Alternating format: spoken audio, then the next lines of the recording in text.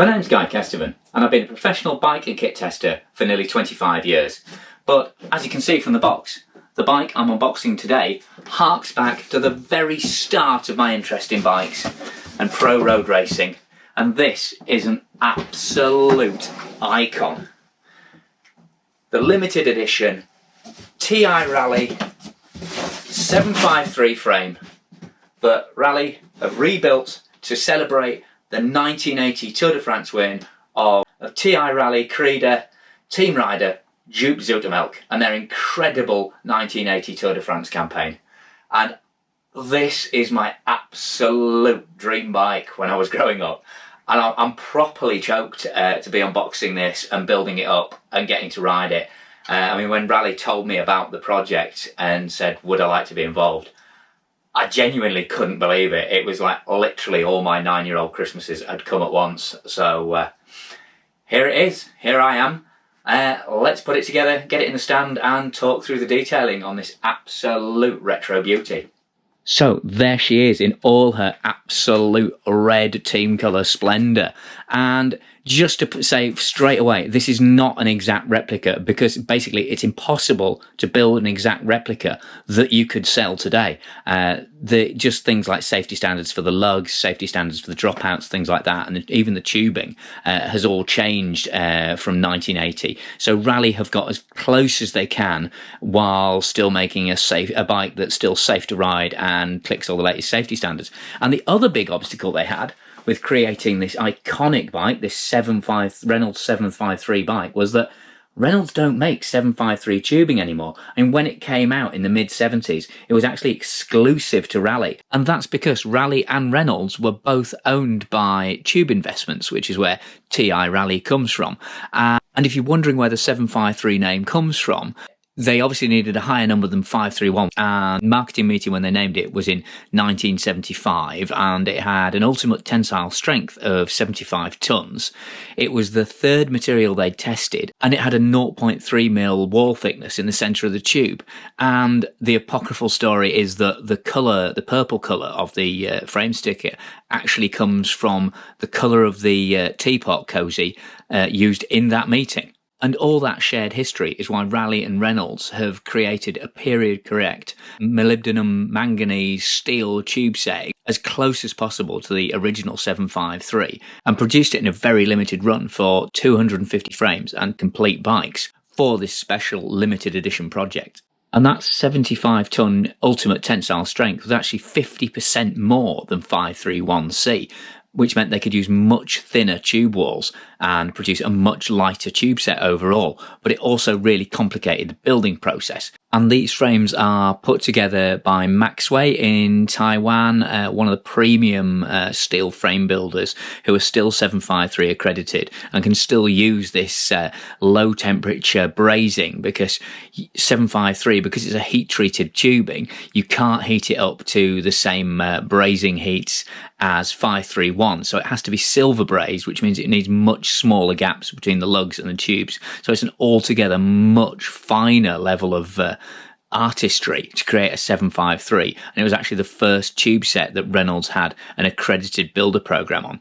And unfortunately, although Raleigh would have loved to have got the frames made in the UK, just the fact they needed 250 of them and the level of expertise needed meant there was just no one in the UK who could produce the frames they needed in the quantity they needed in the time they needed. So let's start having a look at the detail. I mean, it's a lugged frame.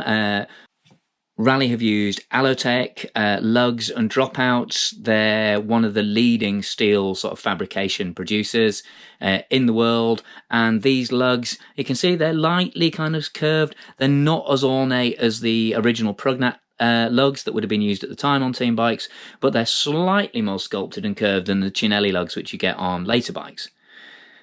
So it's kind of a halfway house. You know, again, this whole bike is a kind of an exercise in creating as close a replica as they can get to those original bikes while still producing a safe, really sweet riding bike. I'm certainly not pretending to be an expert on bikes in this period. I was 9 when the original version of this bike was, racing to glory in the Tour de France, taking 11 stage wins, Duke Zoetemelk taking 2 individual time trial wins, and the overall by nearly 7 minutes from second place. At that time, I was cutting out Reynolds 531 stickers out of the Reynolds catalogue and sellotaping them onto my Raleigh. I would never have dreamed of putting a 7531 on there, because there was no way anyone was going to believe my Raleigh Ace was 753. But I thought I might get away with plain 531. And, you know, I've spoken to experts like Neil McGowran, who writes a super detailed blog on restorations of rally bikes from this period. They've positioned some of the logos to make them more photogenic than they perhaps would have been on the original. You know, the crown is flat rather than it being sloped. But if you look at the detail they've put on the fork crown there, where they've got these reinforcing gussets running down the inside leg, drilled out for save a bit of weight.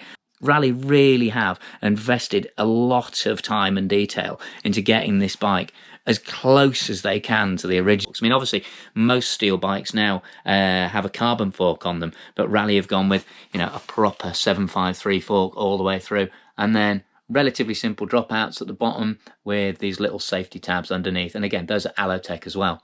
And then moving up the frame, again, of course, we've got drop bar levers. I mean, there's no combined STI brake and shifter setups here. I mean, that started appearing on Dura-Race in 1990, I think, around then. So they've used these Diacomp retro brakes, Diacomp retro shift levers on the down tube there. So that's going to be a relearning process, you know, reaching down to that spinning front wheel when you want to change a gear.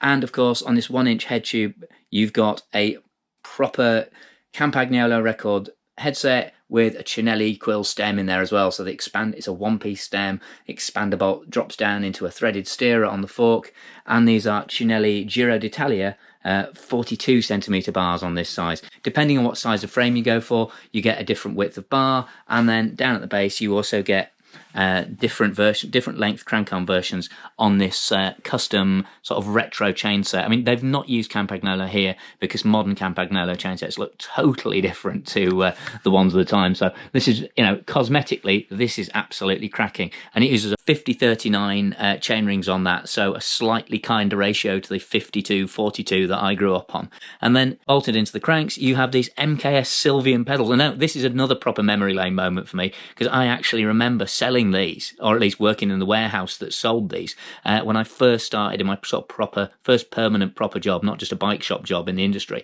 which is at Ron Kitching in Harrogate. We used to be the MKS importer, and I can remember boxing those up to send out.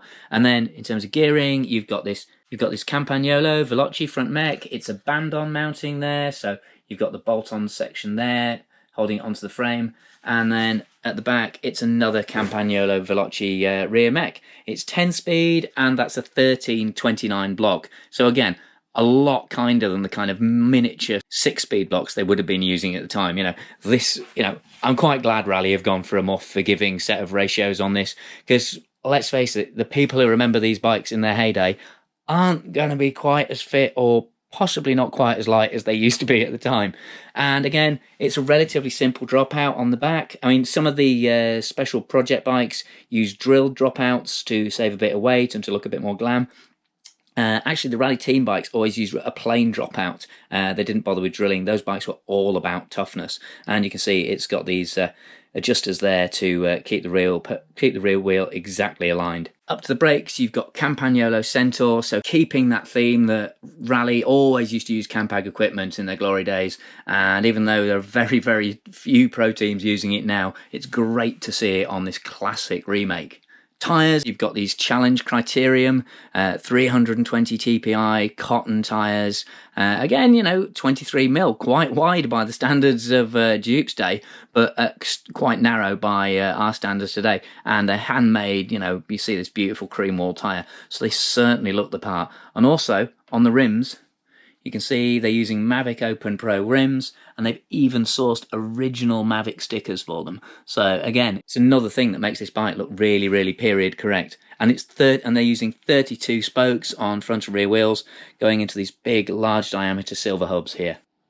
And going through the detailing, of course, the cabling is external. You know, you're not getting internal aero cables on a bike of this date. And you've got 2 sets of bottle bosses there. And then moving up to the seat cluster, you've got these signature Raleigh capped seat stays there, moving on to this seat cluster lug there. And I've just popped it out of the bike stand here so you can fully appreciate this beautiful sculpted sort of aero alloy seat pin. I mean, it absolutely weighs an absolute ton, but it certainly looks the part. And then on top, you've got this classic turbo saddle, you know, a real iconic seat of the era. All my mates, I can remember wanting a turbo saddle. That was a real top upgrade if you could afford that. If you had the paper round to be able to get that onto your bike, you were doing pretty well. And it amounts a real change as well from riders traditionally almost always using Brooks saddles in the professional peloton. You know, this is a real change to like this plastic-based, actually padded leather-covered saddle rather than just a pure hide saddle.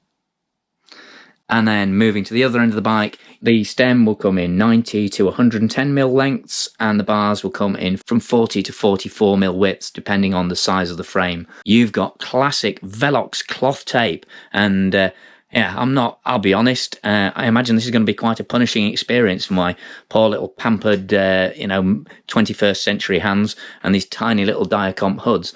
But I'm hoping that just the ride of this 753 frame is going to really help, smooth out the whole experience. But to be honest, it's going to be a pretty euphoric outing, my first ride out on this anyway, because like I say, this bike is just my absolute dream bike from when I was a kid. I genuinely can't believe this is hanging in my workshop now and I'm about to go out and ride it. And Raleigh are offering 5 different frame sizes from 50, 53, 56, 59 and 61 centimetres. And interestingly, it turns out both Jupe and I, despite the fact he was 5'8" and I'm 5'11", so there's a 7 centimetre difference in height there, both rode a 560mm seat tube bike. I mean, the reach and the angles are slightly different on this bike to the exact numbers used by Jupe, but to be fair, they varied between different races, between different bike builds. I mean, the notes I've seen from Raleigh say he was on a 74.2 degree seat angle with a 73.5 degree head angle for the Tour de France bike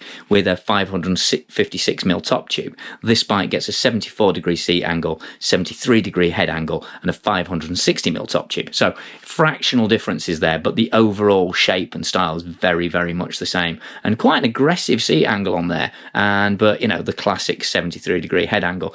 Chainstays are 412mm, that's exactly right, and this bike gets 170mm cranks. I mean, it's a fantastic concept bringing back these retro iconic bikes. I mean, they've already done it with the Burner BMXs and they've been a huge success, so it's great that they're celebrating this 1980 Tour de France classic bike. So that's the tech detail talk round done and the unboxing. Thanks so much to Raleigh for involving me in the launch of this replica project. I couldn't have been more excited when they told me about it, and now I've seen the bike for real. My heart's hammering even harder. 9-year-old me is alive and well in how much I love this bike behind me, and I cannot wait to get it out and start riding it. It's going to be fascinating seeing how this compares to modern bikes, or just how it rides in its own right. Does it really evoke those golden years of the 1980s when Ti-Raleigh Credo were absolutely dominant on the European pro circuit? So, thank you massively to Raleigh for sending me the bike and letting me waffle on about it for you. Thanks to Neil McGowan, as I say, for his advice and sort of specialist support with some of the questions I came up with about it. Thanks to Adam Snow at Raleigh as well, who's really helped me out with detailing and sort of background on the project build. It really is a fantastic bike. I mean, they're not cheap. Frames are £1,500, complete bikes are £2,500, but this is a true limited edition. And you've got to remember, they've created these tube sets, purely for this bike. You can't even get 753 anymore unless you buy one of the original 753 bikes or buy one of these limited edition replicas. And thanks, as always, to my Patreon supporters who invest in the channel with a small monthly pledge, and that gets them exclusive, early, extended and behind the scenes edits on the more general bike testing and bike reviews I do. But this is going to be a truly special project, so please join me for the live ride reviews and for more material that I'll be making along the way. I've been Guy Kestevan on Guy Kes TV, introducing the Raleigh 1980 753 Team Replica.